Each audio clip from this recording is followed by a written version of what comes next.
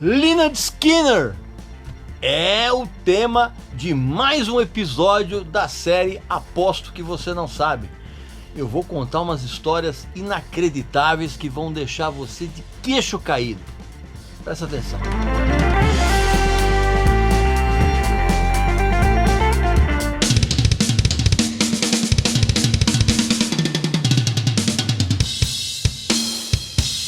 Fala batera, sou Ivan Buzik, baterista do Dr. Sim. Vamos aproveitar esse tempo que a gente tem para ficar em casa e evoluir no nosso instrumento, sair da estagnação e subir de patamar? Você ainda não conhece meu curso de bateria online? Ivan Buzik Curso Bateria. É um curso completo para você. Para quem está iniciando e precisa do melhor caminho para não ter vícios nem lacunas no aprendizado, e para quem já toca e quer subir de nível de maneira mais rápida, consistente e eficaz. São 8 módulos, mais de 40 aulas, vários bônus e um acompanhamento via WhatsApp comigo mesmo, para qualquer tipo de dúvida e suporte. Durante a quarentena você pode adquirir o curso com um preço de mais de 50% de desconto, super parcelado. Vou fazer caber no seu bolso. Agora é a hora. São mais de 30 anos de carreira e experiências em megapalcos nacionais e internacionais, criando um método de ensino revolucionário e eficiente.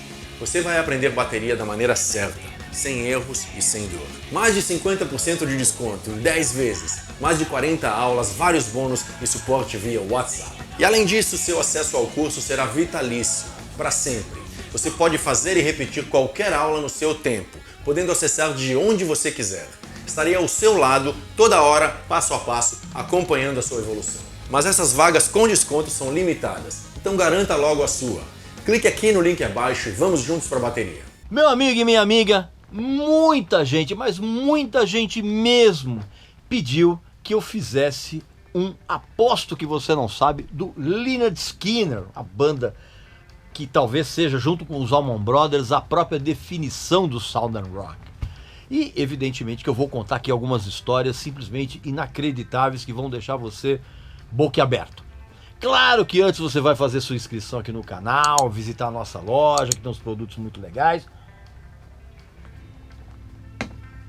E eu vou começar esse nosso papo dizendo logo de cara que o Lynyrd Skynyrd sempre foi a banda do Ronnie Van Zant, desde o início, né?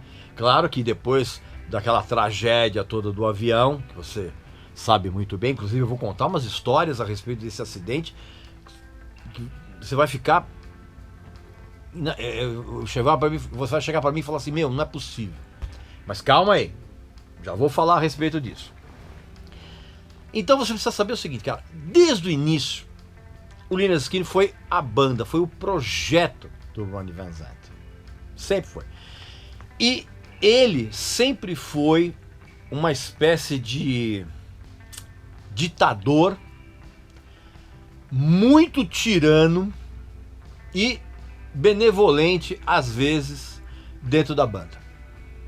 Ele exigia uma subordinação total a essa liderança, e ele não admitia ser contrariado.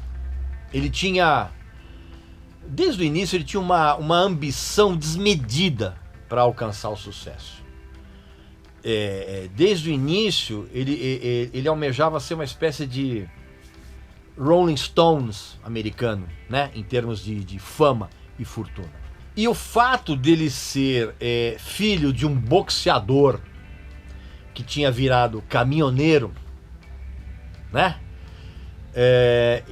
Isso refletiu muito na personalidade do Ronnie Van Zant, como eu vou contar em alguns episódios ao longo desse vídeo aqui. Tanto que ele foi preso várias vezes por se meter em briga, ele chegou a ser processado por uma tentativa de assassinato durante uma briga, e ele depois acabou sendo absolvido, mas assim, o cara era barra pesada mesmo. E o destino do Lynyrd Skynyrd, né, ele começou a ser traçado no final dos anos 60. E de uma maneira assim absurda. Mais uma prova de que certas atitudes, certas circunstâncias muito pequenas acabam gerando um negócio muito grande. E isso aconteceu também com o Lynyrd Skynyrd, sabe por quê, cara? Porque a banda começou quando, por incrível que pareça, uma história que ninguém quase sabe disso. Num jogo de beisebol, o Ronnie Van Zant tinha acho que uns 14, 15 anos. Ele rebateu uma bola e essa bola ela atingiu em cheio um outro moleque que estava ali assistindo o jogo, que era um garoto chamado Bob Burns. E na hora que o Bob Burns tomou a bolada, o cara desmaiou. E aí ficou todo mundo preocupado, não sei o que, blá blá blá, toda. E o Bob Burns estava junto com o melhor amigo dele, que era um cara chamado Gary Rossington, garoto também. Todo mundo era adolescente ali. E aí, aí o Bob Burns acordou, machucado, não sei o que. O Ronnie Van Zant falou, desculpa, aí não sei o que. E aí os caras ficaram conversando. E aí o Ronnie Van Zant, que já era um cara fissurado em música, sacou que o Bob Burns estava começando a tocar bateria junto com o Gary Rossington, que estava começando a tocar guitarra. Ele falou, vamos montar uma banda, gente, aí. Aquela coisa toda de moleque, né? Que você sabe muito bem como é. E aí eles começaram a fazer aqueles ensaiozinhos de garoto na garagem do Bob Burns, né? Da família do Bob Burns. E aí eles perceberam que, precisava de um outro guitarrista. E aí o Gary Rossington trouxe um amigo dele que morava do outro lado da rua. E que o moleque quase não aceitou o convite do Gary Rossington, porque ele conhecia já o Ronnie Van Zant, sabia da fama de brigão do cara. E o garoto meio que falou, mas o cara é meio briguento, ele ficou com medo, na verdade. Mas aí o Gary chegou e falou, não, vamos lá, o cara tranquilo. E esse garoto acabou indo lá. Esse moleque chamava Allen Collins. E aí, eles começaram a ensaiar, aí viram que precisavam de um baixista, e eles encontraram um outro garoto chamado Larry Youngstrom, que anos mais tarde foi o baixista do 38 Special, cujo vocalista era irmão do Ronnie Van Zant, o Donnie Van Zant. Mas essa é outra história, né? 38 Special é outra história. E aí, essa bandinha deles começou a ter vários nomes. Eles foram ensaiando, a coisa foi começando a ficar um pouco mais séria. E aí a banda tinha vários nomes, cara. Era My Backyard, The Wildcats, The Noble Five, Sons of Satan, The 1%, até que surgiu Lynyrd Skynyrd. E aí todo mundo que é fã do grupo sabe que foi uma homenagem meio sarcástica a um professor lá da escola dele, chamado Leonard Skinner, que tinha expulsado o Ronnie Van Zant da escola por causa do cabelo comprido. Cara, ele tinha tolerância zero com os alunos de cabelo comprido. Zero. E aí foi uma maneira meio sarcástica de dar uma cutucada no cara. Só que a banda, ela nunca ia sair da garagem propriamente até o dia em que esses moleques, isso mais ou menos, se não me engano, foi em 1967. Eles foram assistir a um show do The Allman Joys, que mais tarde se transformaria nos Allman Brothers, né? É uma banda que tinha o Duane Allman e o Greg Allman, né? E aí, quando eles foram assistir esses shows, cara, tinha os caras da plateia. Essa é uma história que pouquíssima gente sabe. Tinha os caras da plateia, bicho, que começaram a xingar os Allman Joys. E aí o Ronnie Van Zant, como adorava uma briga, bicho, o cara foi lá, ele socou 3 caras de uma vez. Armou uma confusão, não sei o que, bababá, tal. E os caras xingando porque os caras do Allman Joys tinham o cabelo comprido. E aí deu aquela confusão toda, e no final do show, cara, o próprio Duane, junto com o Greg Allman, foram atrás do Ronnie Van Zant para agradecer. Falar, obrigado, bicho, os caras estavam enchendo o saco da gente, você foi lá e socou os caras. Muito obrigado, não sei o que, bababá. E aí começou não vou dizer uma amizade, assim, mas assim, começou aquela conexão musical, que evidentemente acabou moldando o som do Lynyrd Skynyrd no começo. E aí os moleques, os caras falaram, meu, peraí, eles tiveram uma experiência tão legal, eles falaram, cara, vamos sair da escola e a gente vai tentar viver de música.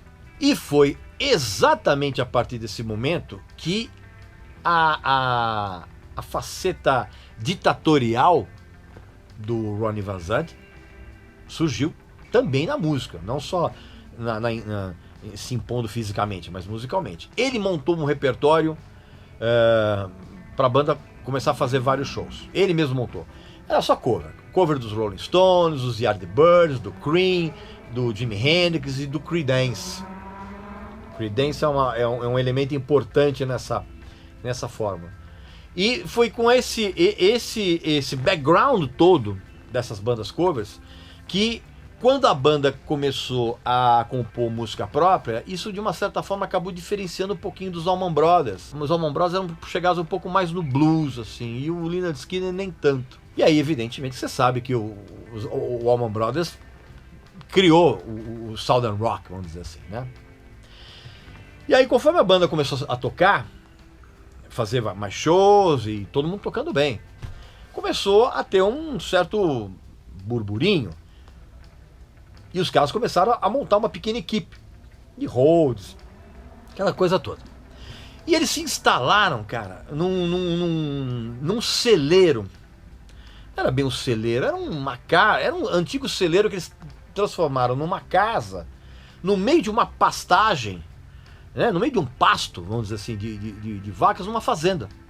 E eles transformaram isso num local de ensaio, num estúdio de ensaio, que eles batizaram gentilmente como Hell House, né? Um lugar famoso. Quem é muito fanático pelo Lynyrd Skynyrd sabe dessa história.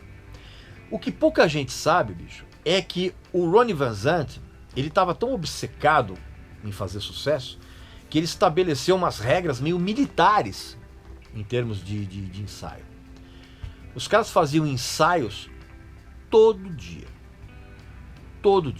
de segunda a segunda. E eles começavam todo dia a ensaiar às 8h30 da manhã, depois que eles tinham tomado o café da manhã ali numa confeitaria que a mãe do Ronnie Van Zant trabalhava, né? Ficavam tomando café e donuts, né? Eles começavam a ensaiar às 8h30, e esses ensaios, cara, nunca duravam menos do que 8 horas. Às vezes 12, 14 horas. Às vezes os caras ficavam ensaiando tanto que eles dormiam no estúdio para poder acordar de manhã e continuar ensaiando. Veja bem, de segunda a segunda. Você nunca ia imaginar um negócio desse, né? Nessa época, eles já estavam com o Leon Wilkeson no baixo. E tem uma história muito interessante também. Foi nessa época, mais ou menos, que o Lynyrd Skynyrd chegou a ter 2 bateristas. Num espaço de tempo muito curto. E um dos bateristas, junto com o Bobby Burns, cara, sabe quem era, cara? O Ricky Medlock. Cara, que quem conhece Southern Rock sabe que foi o líder e guitarrista espetacular do Blackfoot, e que hoje é um dos 3 guitarristas que o Blackfoot tem, né? Mas ele chegou a tocar bateria junto com o Bobby Burns, né? Meio que simulando aquela coisa dos Allman Brothers, que também tinham 2 bateras, né? E o Rick Medlock era filho de um cara muito famoso ali nos arredores de Jacksonville, né? Que era o Short Medlock, que era uma mistura de bluesman com gaitista, meio country, né? Que inclusive foi o pai do Rick Medlock que inspirou uma das canções mais legais do Lynyrd Skynyrd, que é aquela The Ballad of Curtis Lowe, e tem uma outra também muito boa chamada Made in the Shade, tá? Isso é uma outra história. Inclusive tem umas gravações antigas com ele na bateria, e antes de entrar o Leon Wilkeson, tava o Greg T. Walker, que depois foi o baixista do Blackfoot também. Blackfoot também é uma outra história. Aliás, qualquer hora eu vou fazer um vídeo só sobre Southern Rock, falando do Trey Special, do Blackfoot, dessa turma toda. Esse é outro papo. O papo agora é Lynyrd Skynyrd. E aí eles começaram a criar um material próprio, aquela coisa toda. Foi quando surgiu uma balada do Allen Collins, né? Composta inteirinha pelo Allen Collins, chamada Freebird. E tem uma história que pouca gente sabe disso. A música era apenas uma balada, né? Só que Teve uma ocasião em que o técnico de som da banda, um cara chamado Kevin Elson, ele estava na casa de um dos Rhodes que o Lynyrd Skynyrd tinha na época, que era o Billy Powell. E o Billy Powell começou a tocar a Free Bird, mas com uma introdução no piano. Que o Kevin Elson achou linda aquilo, cara. Ele falou, meu, pô, você toca bem. O cara nem sabia que eu tocava piano. Pô, você toca piano muito bem. Aí ele chamou o Ronnie Van Zant e falou, meu, vamos lá na casa do Billy Powell, que você vai ouvir um negócio espetacular. E aí o Ronnie foi, e aí o Billy Powell mostrou aquela introdução de piano que todo mundo conhece na Free Bird, e o Ronnie Van Zant ficou tão maravilhado com aquilo, que ele sacou que a banda seria legal ter um pianista na banda, cara. Então o Billy Powell deixou de ser Rhodes e foi contratado para ser o pianista do Lynyrd Skynyrd. E essa contratação foi realmente uma ordem do Ronnie Van Zant, porque eu comentei com você, ele era um cara completamente ditatorial. E os outros caras da banda aceitavam qualquer coisa que o Ronnie sugeria. E tem uma explicação meio psicológica para isso, cara. Isso é uma coisa que pouquíssima gente sabe. O restante da banda enxergava no Ronnie Van Zant uma espécie de pai. Porque tanto o Gary Rossington quanto o Billy Powell, como também o futuro guitarrista, o Ed King, e o futuro batera, o Artemus Pyle, eles tinham perdido o pai deles quando eles eram moleques. Então, eles enxergavam no Ronnie Van Zant uma figura meio paterna. Assim, é uma coisa que a psicologia explica muito bem isso, né? E é engraçado porque logo nesse começo... lembra quando eu comentei que o Ronnie Van Zant ele colocava umas atitudes meio militares, assim, umas regras meio militares? E um exemplo disso é também um detalhe que pouca gente sabe. Além da banda fazer aqueles ensaios longuíssimos, quando os ensaios acabavam, o Ronnie Van Zant obrigava o Liam Wilson, que era o baixista, e o Bob Burns a ficarem tocando, ensaiando só os dois, baixo e batera. Ele ficava coordenando o ensaio de baixo e bateria, porque na cabeça do Ronnie Van Zant, esses dois instrumentos eles tinham que soar como um só. Era uma obsessão dele. Então, cara, tanto o Liam Wilson quanto o Bob Burns, eles ensaiavam muito a mais do que os outros. E se os dois não fizessem isso, eles seriam sumariamente demitidos. Incrível, né? Então, a verdade é que o Lynyrd Skynyrd, até o acidente, ele foi a banda do Ronnie, e os outros integrantes, cara, eram meros soldados que obedeciam ordens. Né? Tanto que, inclusive, os caras se referiam a ele como Papa Ronnie. E ele tinha uma confiança tão grande no som da banda, cara, que ele fez algo que era absolutamente impensável na época. Ele recusou um contrato da mesma gravadora dos Allman Brothers, a Capricorn. E recusou sem ter nenhuma outra proposta de qualquer gravadora. Por quê, cara? Porque ele falou, não, cara, eu não quero ir para uma gravadora onde eu vou ser apenas mais uma banda. Porque, inclusive, essa gravadora, a Capricorn, ela tinha um elenco de Southern Rock espetacular, cara. Que tinha a Marshall Tucker Band, o Wet Willie, Charlie Daniels Band, o Hydra, o Cowboy. Era um elenco sensacional. E o Ronnie não queria ser apenas mais uma banda dentro desse selo. E a ambição dele era tão desmedida, cara, que mesmo com a banda já na estrada, ele não se importava da mulher dele continuar trabalhando com um garçonete num clube de striptease lá em Jacksonville. Porque ele pegava parte do salário dela, cara, para comprar mais equipamento.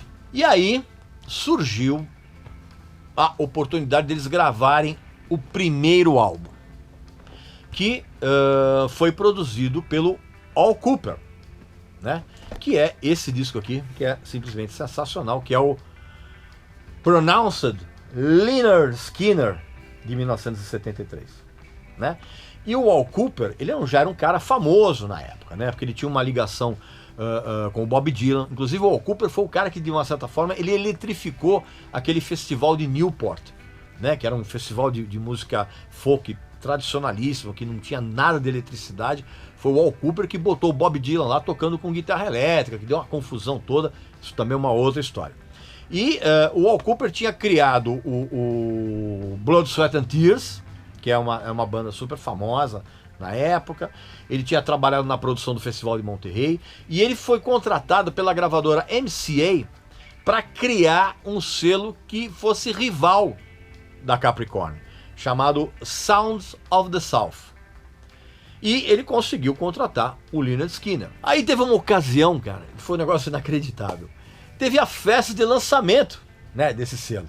E foram escaladas 3 bandas que tinham assinado o contrato com esse selo, né, da MCA. E o Lynyrd Skynyrd era a última delas. E aí o que os caras fizeram mesmo? O Ronnie Van Zant, com os caras da banda, eles compuseram uma música especialmente para esse coquetel, para essa festa de lançamento. E a música era Working for MCA, né? E nem dava nesse disco aqui, não tinha entrado aqui.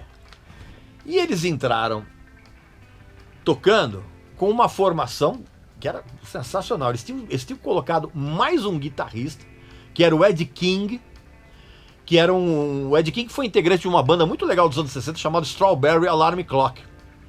Só que ele foi contratado para tocar baixo nesse disco aqui, tá? Porque o Leon Wilkeson não estava rendendo muito bem a ponto de gravar um disco, então eles resolveram, não, peraí, vamos contratar um cara que saiba tocar. Então, eles tinham gostado muito do Ed King, né, nessa banda, no Strawberry Alarm Clock.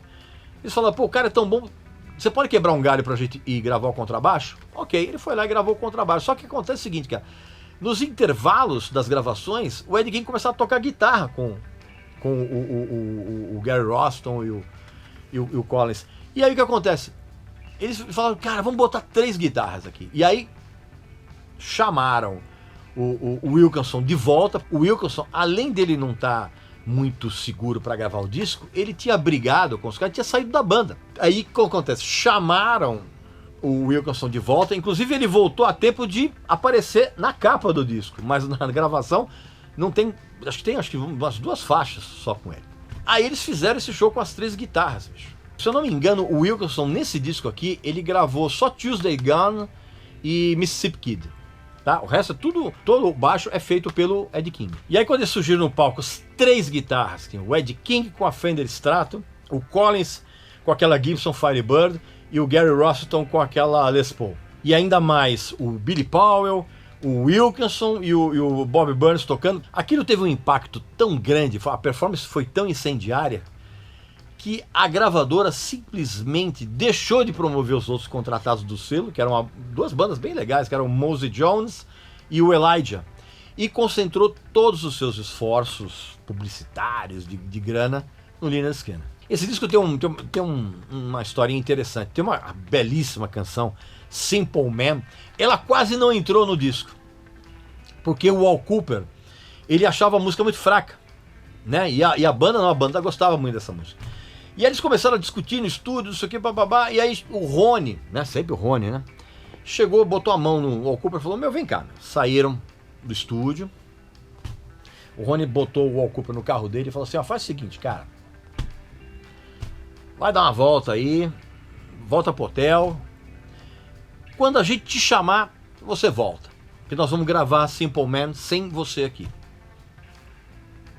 Aí o Al Kooper falou, tá bom, ok. No dia seguinte, o Al Kooper foi chamado, ele voltou pro estúdio, ele ouviu que os caras tinham gravado, ele falou, cara, a música ficou genial. E ela acabou sendo incluída aqui no primeiro disco. O Al Kooper teve que dar o braço a torcer. Tem uma outra canção também aqui que é muito legal, que é essa Gimme 3 Steps. Pouca gente sabe disso. Essa música foi inspirada, cara, numa ocasião em que o Ronnie Van Zant quase morreu, baleado. O Ronnie Van Zant apareceu num clube de motociclistas americano, sabe aquela? Tipo Hells Angels. E ele começou a dançar com uma garota lá, ele puxou uma garota pra dançar, cara, só que essa garota era a namorada de um dos integrantes de um motoclube que tinha ali, cara. E você sabe como é que é, né? O cara levantou, o cara puxou um revólver e botou o revólver na cara do Ronnie Van Zant e falou assim, meu, se afasta, né? Senão você vai tomar um tiro aqui. E aí o cara, ok, saiu. E baseado nesse incidente, a letra é bem calcada em cima desse incidente, né? Give Me Three Steps. E aí tem um outro detalhe também que é muito interessante. Por conta da influência do Al Kooper, que era um cara que tinha uma rede de contatos muito grande, ele conseguiu fazer com que o Lynyrd Skynyrd fosse contratado para ser a banda de abertura da turnê americana do The Who em 1973. Então você imagina, cara, o Lynyrd Skynyrd acostumado a tocar naqueles clubes lá da Flórida, né? Tá pouca gente. Os caras de imediato foram jogados num esquema de arena, cara, para 20 mil pessoas. E a estreia, o primeiro show, aconteceu um negócio inacreditável. O primeiro show foi em São Francisco. E a banda, quando ela subiu no palco, tinham 19 mil pessoas na plateia. Meus caras tomaram uma chuva de moedas por parte do público. Tipo, meu, sai fora daí que a gente quer ver o The Who. Meus caras se sentiram muito humilhados, cara. E aí o Ronnie Van Zant chegou pros caras, antes de começar a primeira música, ele falou assim, cara, vamos chutar a bunda dessa plateia. E os caras jogando moedas. Meia hora depois, né, quando acabou o show, os caras saíram do palco, aconteceu um negócio que nunca tinha acontecido em qualquer show do The Who antes. A plateia pediu bis. A plateia pediu bis da banda de abertura. Porque o Lynyrd Skynyrd fez um show tão sensacional que o público inteiro daquela arena pediu bis para a banda voltar. Isso passou a ser uma constante em todos os shows daquela turnê. Inclusive, esse show de São Francisco é aquele célebre show que o Keith Moon desmaia em cima da bateria, atrás da bateria, que tinha tomado tranquilizante com álcool, ele desmaia. E o Pete Townshend pergunta pra plateia se tem alguém que sabe tocar bateria, e aí sai um cara de 19 anos de idade que termina o show do The Who tocando no lugar do Keith Moon. Cara, eu vou colocar no link aqui um trecho desse show que você não vai acreditar, que é um negócio genial. E tem um detalhe, cara, grande parte dessa aclamação que o Lynyrd Skynyrd teve como banda de abertura, grande parte se deve a justamente Freebird, com aquele começo de piano, a balada e aquele final absolutamente apoteótico das três guitarras, que tinha surgido por acidente, porque os caras começaram a brincar no estúdio, fazendo uma jam, e ficou um negócio tão sensacional que os caras falaram, meu, vamos manter isso na música. Tá? Tanto que Freebird, originalmente no disco, tem uns 8, 9 minutos. E essa música acabou virando um hino. Principalmente quando o Ronnie Van Zant começou a dedicar essa música ao Duane Allman, que tinha morrido naquele acidente de moto, acho que no final de outubro daquele mesmo ano. Não, minto.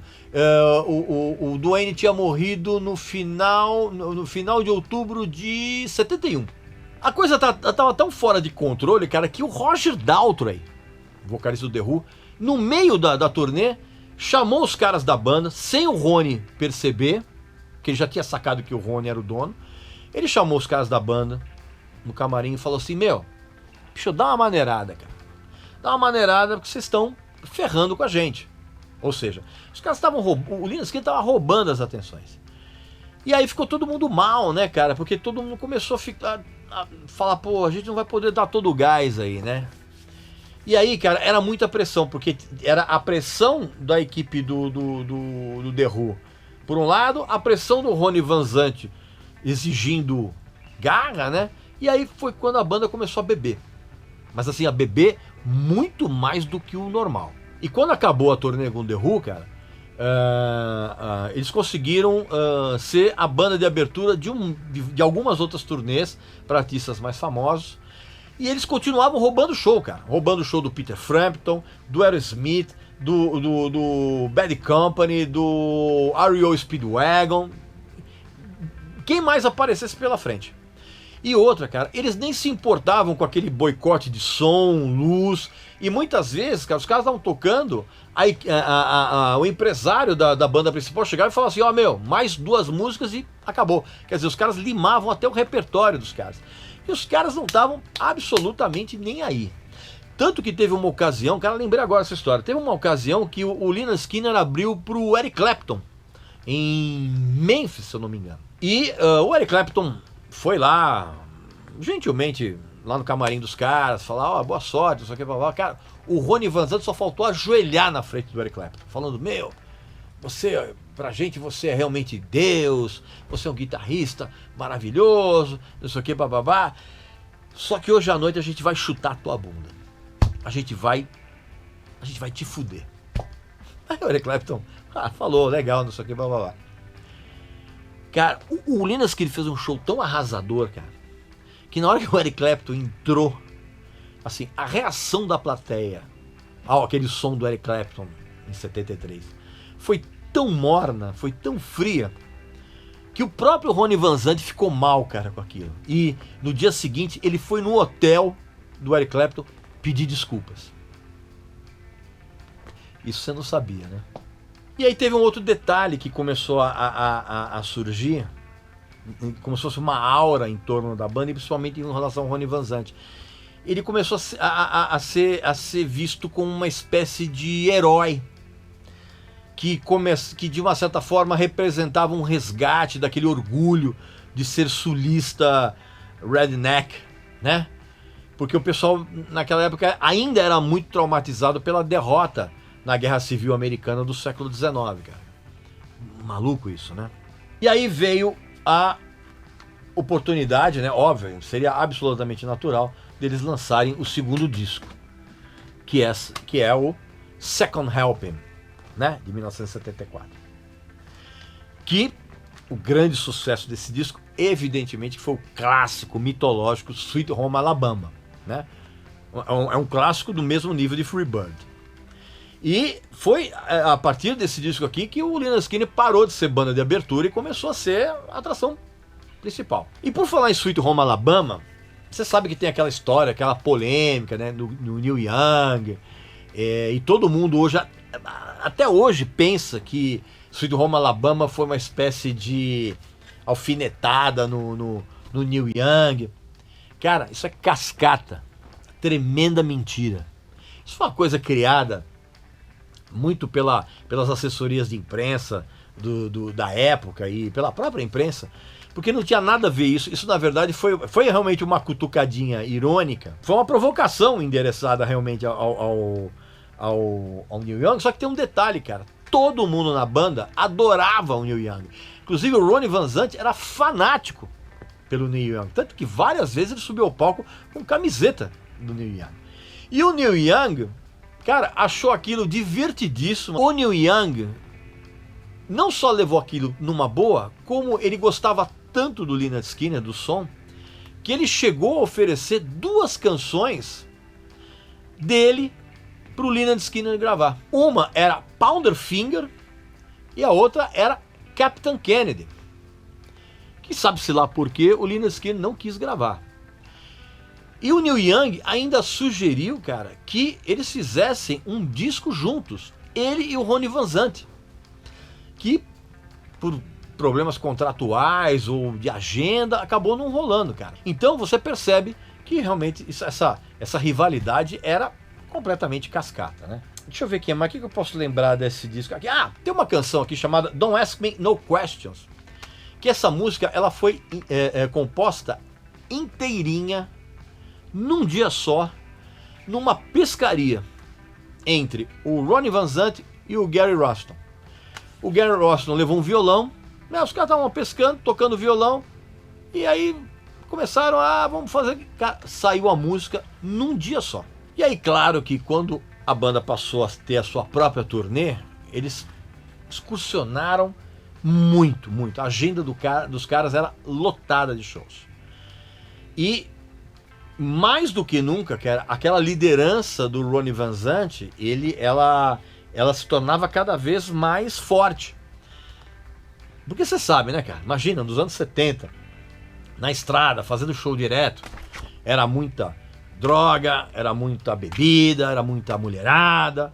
Então assim, o Ronnie, ele toda hora ele ficava chacoalhando os integrantes da banda, você tá entendendo? Para eles não desperdiçarem aquelas oportunidades de sucesso. Porque como eu disse antes, o Ronnie Van Zant queria que o Lynyrd Skynyrd se transformasse numa banda imortal, tipo o Rolling Stones ou os próprios Allman Brothers, que eles eram ídolos, né? E o Ronnie Van Zant queria, cara, que toda a banda tivesse aquela mesma mentalidade, né? E fizesse aquele mesmo sacrifício que ele estava fazendo. Só que ninguém aguentou. O primeiro que caiu foi o Bob Burns. Os próprios caras da banda achavam o Bob Burns muito esquisito, além da conta. E o Bob Burns acabou pirando num quarto de hotel na Inglaterra, em 74, quando o Lynyrd Skynyrd foi fazer a primeira turnê europeia. Meu, o cara pirou, acredite se quiser, assistindo O Exorcista. Pirou, ficou louco, literalmente louco. E o pessoal da banda já desconfiava que ele tinha umas ligações, ele gostava muito de falar sobre satanismo, aquela coisa toda. Meu, ele pirou quando assistiu O Exorcista. E ele já estava de saco cheio de levar esporro do Ronnie Van Zant, porque ele estava tocando já sem aquela energia de antes, né? E porque ele, no meio da turnê europeia, cara, ele tinha ameaçado o tour manager com uma picareta, uma dessas picaretas pequenininhas, sabe? Tipo picareta de alpinista. Cara, no meio de um bis, de um show, cara, o Bob Burns levantou da bateria e pegou a picareta que tava, sabe-se lá por que ele tava com essa picareta, e foi pra cima do tour manager, cara. No final, ali no bis de um show. Tanto que quando essa turnê acabou, uma turnê de umas 2 semanas, cara, o Bob Burns foi despachado para os Estados Unidos num avião diferente do restante da banda, cara. E foi despachado diretamente para casa dele. Foi sumariamente demitido. E aí eles trouxeram um novo baterista, que é o Artemus Pyle, né? Que gravou o disco seguinte do Lynyrd Skynyrd, que é o Nothing Fancy, tá? 75. No meio da gravação desse disco, eles souberam, cara, que o Bob Burns tinha sequestrado uma garota e matado a menina num ritual. Dá pra imaginar um negócio desse, cara? E foi então que o Lynyrd Skynyrd passou a fazer shows para aquelas arenas de 10, 15 mil pessoas que antes eles só viam como banda de abertura. E aí o que acontece? Aí começou a entrar grana. Só que quando entra a grana, entra a pressão. E aí começou aquele papo de destruir quarto de hotel e camarim, e o Ronnie Van Zant puto da vida. E aí as desavenças começaram. O Ed King foi o cara seguinte que sentiu isso na pele, se eu não me engano, em abril de 75. E ele tratou de alertar o Ronnie Van Zant e o empresário, que era um empresário novo deles, que era um cara chamado Peter Rudge. O que acontece, cara? A banda tava no meio da turnê desse disco, cara, e tava todo mundo cansadíssimo, porque eram muitos shows um atrás do outro, tava todo mundo cansado. Ninguém tinha composto nada para o disco seguinte e eles tinham um prazo para gravar esse disco e todo mundo estava meio apavorado que não ia conseguir entregar nada.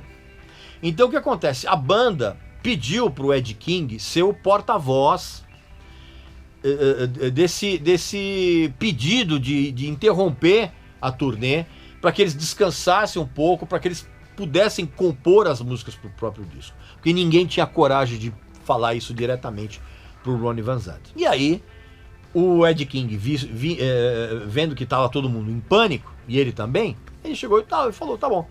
Ele chegou pro Ronnie Van Zant e pro empresário, e aí o Ed King chegou pro Ronnie Van Zant e falou pro Ronnie, olha, meu, o pessoal tá pedindo pra interromper os shows, que tá todo mundo exausto, ninguém compôs nada pro disco, não sei o que, bababá. O Ronnie Van Zant virou pro Ed King e falou assim, ó, bicho, quer saber uma coisa? Também não aguento mais ficar lidando com esse tipo. Vai lá e conversa com o empresário novo, que ele tem que mostrar serviço. Quando o Ed King foi conversar com o empresário, ok, tá legal. O Ed King virou as costas, cara. O empresário ligou pro Ronnie Van Zant e falou assim, ó, meu, esse guitarrista aí, esse tal de Ed King, bicho, o cara tá tentando sabotar a tua banda. E eu acho que você deve demitir esse cara. Cara, quando o Ed King soube dessa história, ele ficou tão puto da vida que ele resolveu sair da banda, antes que ele fosse demitido. E aí, a banda ficou com um guitarrista a menos. E eles continuaram a fazer show. Aí teve um episódio que pouca gente sabe, só quem é fanático pela banda conhece essa história. Um episódio, cara, que teve uma briga num camarim de um show, se eu não me engano foi em Hamburgo, na Alemanha, em 1975, na turnê do Nothing Fancy. Acontece o seguinte, deixa eu tentar explicar pra você poder entender bem. O Ronnie Van Zant, segundo quem trabalhava com ele era um cara ditatorial, tirano, não sei o que, bababá, mas ele tinha os momentos em que ele era muito gente boa, né? Apesar dessa faceta, ele era muito gente boa, ele era amigo dos caras, não sei o que. O problema era quando o Ronnie Van Zant bebia. Sabe aquela coisa do Dr. Jekyll e Mr. Hyde? Pois é, cara. O médico e o monstro, o Ronnie Van Zant, quando bebia, cara, ele virava um monstro. E virava um monstro muito feio. E aí teve um show em Hamburgo, que os caras voltaram pro hotel, e o Ronnie Van Zant estava muito bêbado, ele discutiu com um road, e o que ele fez, cara? Ele arrebentou uma garrafa de uísque na cabeça do road. O Ronnie Van Zant, ele dizia o seguinte, cara, ele falou, cara, quando eu tô bêbado eu não sou amigo de ninguém. Ele mesmo falava isso.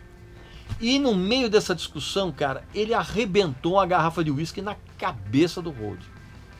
Sangue pra tudo quanto é lado no hotel. E ele virou, o Gary Rossington tava ali do lado, cara, o Rhodes, se não me engano, chamado John Butler. John Butler.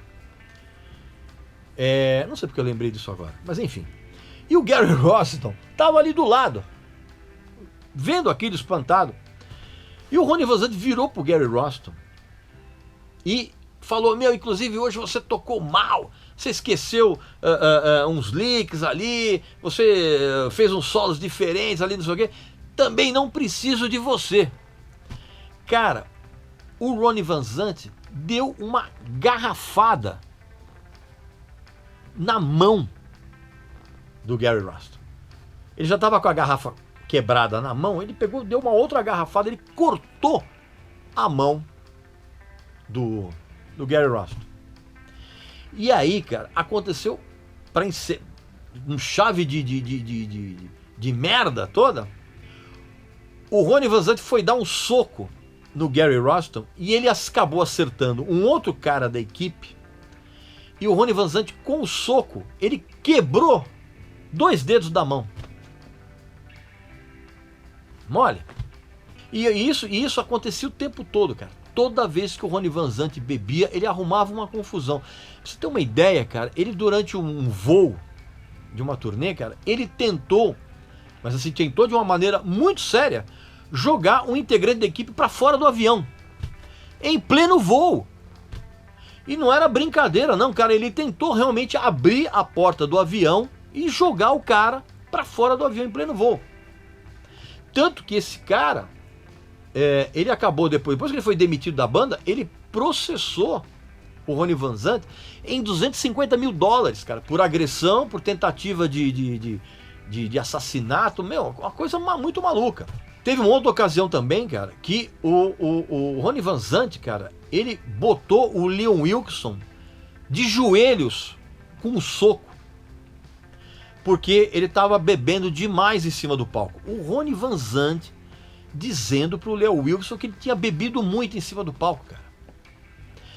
Teve uma outra ocasião, cara, que ele quebrou os 2 dentes da frente do Billy Powell, do pianista, porque ele achou que em 2 shows seguidos o Billy Powell tinha tocado a introdução de Freebird, não, a introdução não minto, tinha tocado uns solos de Freebird maior do que havia sido, os solos tinham sido tocados de uma maneira maior do que tinha sido combinado.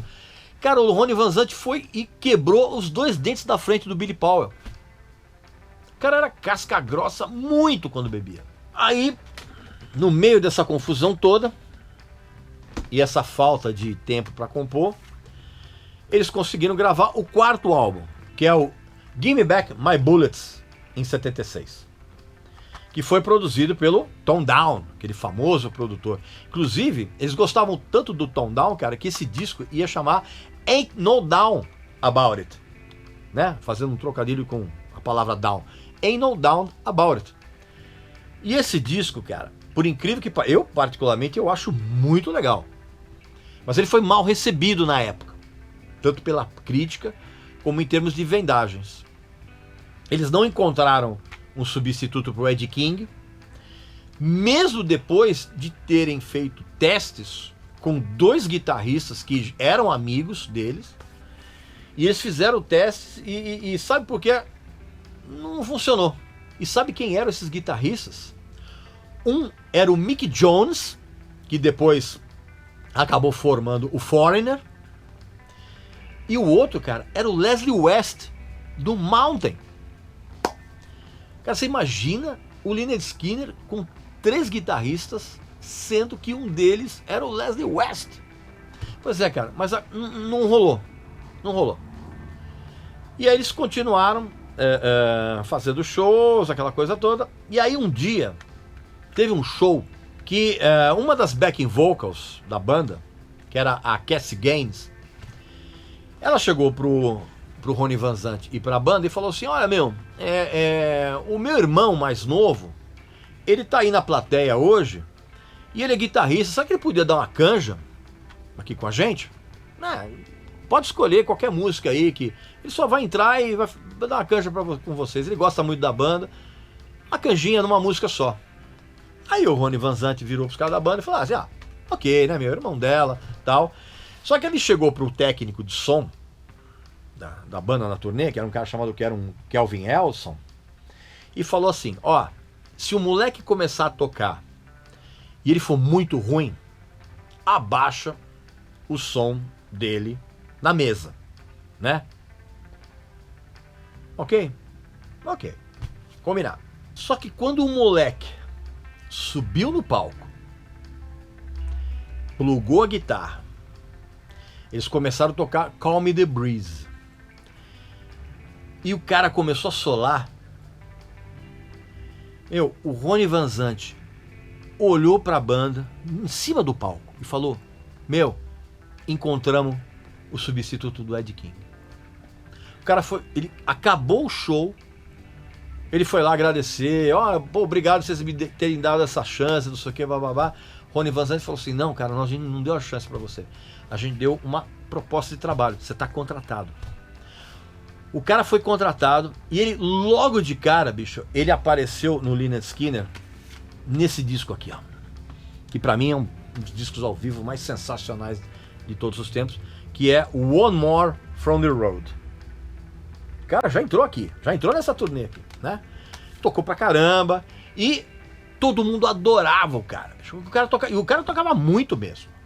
Tanto que esse disco aqui tem uns solos dele que são sensacionais e tem também a participação dele no disco seguinte de estúdio, que é esse aqui, que é o Street Survivor, né? Os 2 discos de 1977, tá? E esse disco tem uma curiosidade, tem uma faixa aqui chamada That Smell, que ela foi inspirada num acidente de carro que quase matou o Gary Rossington. O cara meteu o carro numa árvore. O cara quase morreu. E esse incidente acabou inspirando a That Smell. E esse disco aqui é muito legal, muito bacana. E aí o disco foi lançado e 3 dias depois aconteceu aquela tragédia. Aconteceu aquele acidente de avião que, né, que todo mundo sabe o que aconteceu.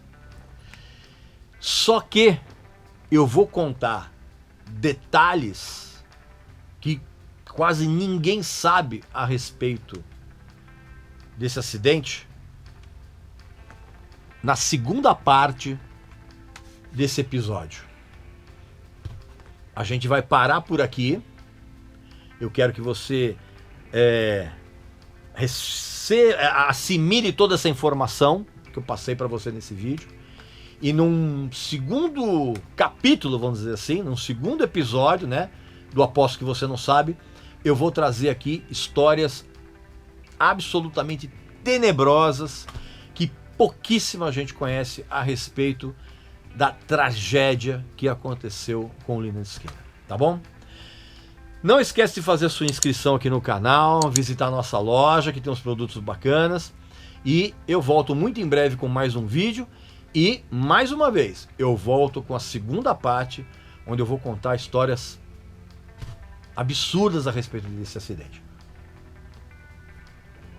Um abração para todo mundo e saúde para você, para os seus amigos e para sua família.